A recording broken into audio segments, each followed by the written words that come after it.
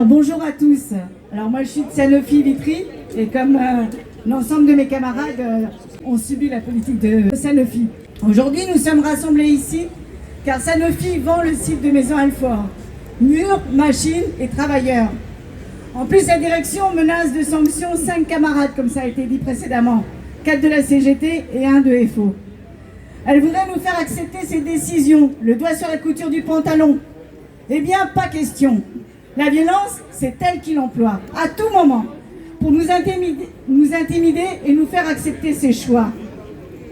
Que l'on soit embauché depuis 6 mois ou depuis 30 ans, que l'on soit ouvrier, technicien ou cadre, intérimaire ou d'entreprise intervenante, peu lui importe.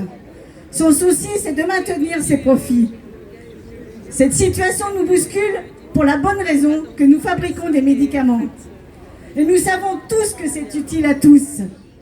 Mais pour les patrons de Sanofi, comme d'ailleurs, tout est marchandises et fric, comme ça a été dit précédemment. Voitures, santé, et même nous les travailleurs, sommes une marchandise pour eux. On le voit bien avec Maison Alfort. Ce qui se passe à Sanofi se passe partout dans le pays, dans toutes les entreprises. Les capitalistes du CAC 40 ou pas ne veulent rien perdre et même sont prêts à nous saigner pour gagner davantage. La concurrence que se font les entreprises pour préserver et augmenter leurs bénéfices, bien sûr que c'est sur notre dos qu'ils vont la faire, qu'ils le feront. Pour préserver leurs profits, ils s'attaquent et s'attaqueront à nos salaires, à nos retraites, aux indemnités de chômeurs, à tout ce qui nous permet de vivre. Ils taillent et tailleront dans les budgets de la santé, de l'éducation de nos enfants, de nos logements, de nos services publics, sauf celui de la guerre. Bien sûr que c'est nos conditions d'existence sur nos conditions d'existence qu'ils vont tirer à boulet rouge avec l'aide de l'État. La colère est là.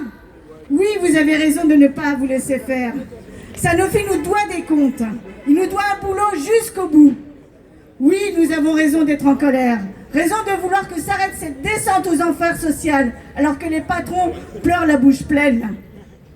Le 10 septembre a été un début.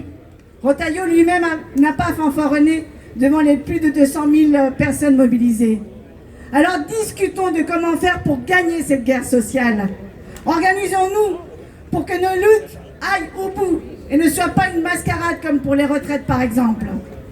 Organisons-nous dans des structures qui nous permettent de décider de nos revendications et de comment les mener.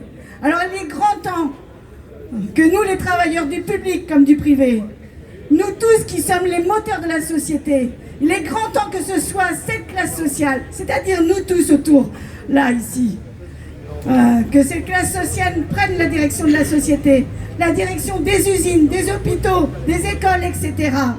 Il est grand temps, pour se sauver de ce système capitaliste barbare, de décider quoi produire et comment, tout cela sans concurrence.